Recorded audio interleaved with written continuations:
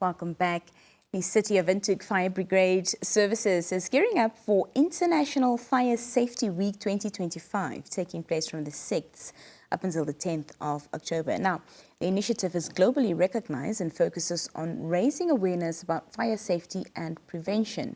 This year's event will once again be hosted at the Fire Brigade Headquarters and promises to bring the community together under the theme, Unite to Ignite for a Secure Nation. To tell us more, we're joined by Senior Station Officer Sikongo Fillipus. Good evening and welcome.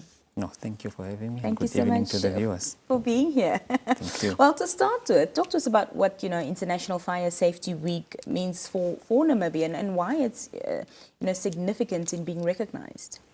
Okay, the first thing we need to recognize is that fire is the most common hazard that we all have in our homes, in the community, and almost everywhere you go. Therefore, fighting fires becomes a difficult thing when you are very responsive only, when you are just reacting to it. Therefore, the International Fire Safety Week emanates from an event that happened in the 1800s, where there was a big fire in one of the big towns, and they started to think of how to prevent this strategy from happening. So for Namibia, we are looking at a country where we have scarce resources, where we share little resources, and with fire incidences, we lose a lot of things or a lot of our properties, and we need to rebuild, and we are not economically that strong for us to rebuild. And we have a lot of informal settlement, which is where our most risk is. Therefore, we feel that if we adopt the international standards of fire safety and prevention, we will be able, I think, to assist the different communities that do not have the privileges to having fire responses on time. Can you explain this year's theme to us? Okay, so this year's theme from the NFPA looks at lithium batteries, but we looked at our environment and we said we need to unite. And when we mean uniting, we are looking at all different stakeholders, because fire safety and prevention is not only a responsibility of the fire service, nor is it only a responsibility of the local authority or the government or regional council or just the government in general, but it is for the entire community. So we are saying, let's come together as a nation, or specifically in the city, let's come together. Let's ignite ourselves in terms of this awareness. Let's be proactive, and then we'll definitely have a secured future. Yes, so we can have this fire resilient community. Yes. And what can the public obviously look forward to during Fire Safety Week?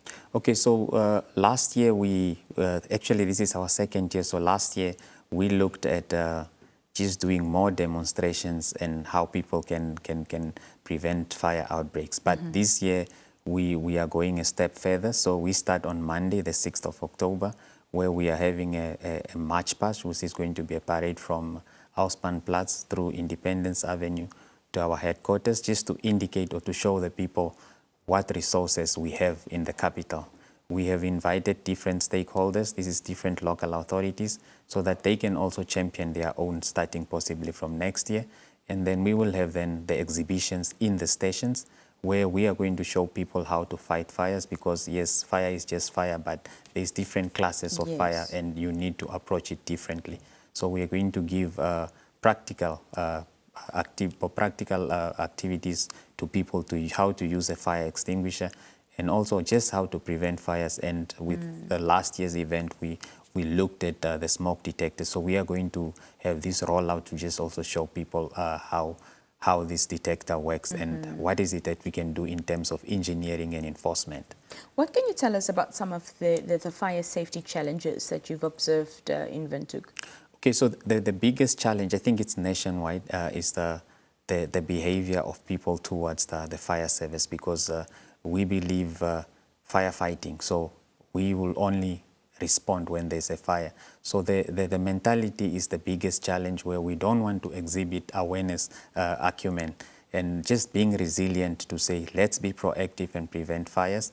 And then when we do response, I think it goes all to all local authorities where we have limited resources, be it machinery or the human resource. And then when we look at the informal settlement, we know that this is the biggest challenge in terms of the integrity, stability, and the way fire spread. So in the informal settlement, we have limited infrastructure, such as your roads. So you could come to a fire, to an informal dwelling fire, and you won't be able to reach that fire. And these are some of the challenges, but I think these challenges can be alleviated with a program such as what we are having this 100%. year. Yeah. Officer Fillipus, lastly, what key safety messages would you like to leave with our viewers this evening? I think the best is to say, let us be proactive, and even in your own home, be proactive and create your own fire safety initiative. So from different standards on fire safety, there are different strategies that people can exhibit. One of them is finding out the right information, which is education and awareness. And then we look at the engineering aspect. There are certain engineering systems that we can have in our homes that will be able to give us early warning, early detection and warning, so that we can be able to evacuate. But we also then need to practice fire safety in how we handle fire equipments, how we handle our fires, and also just to say, let us be resilient. Even if we look at the NDP, there is some community resilience component in there. Now, how does your industry fit in there? So from our point of view, we are saying we want a community that is fire savvy, as well as a community that is fire resilient. And there are many, many fire safety tips that we can share, such as telling the children not to play with fires. And if there is a fire, please call the emergency services. And in Windhoek, it's 061 211 111.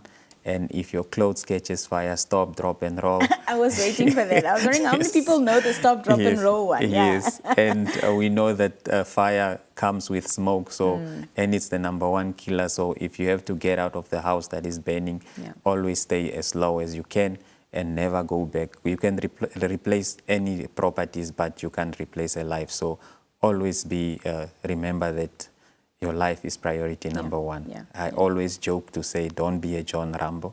Those are movies. You will lose your life. Yes. Thank you so much, Officer, for being here. We appreciate your time. No, thank you for having me.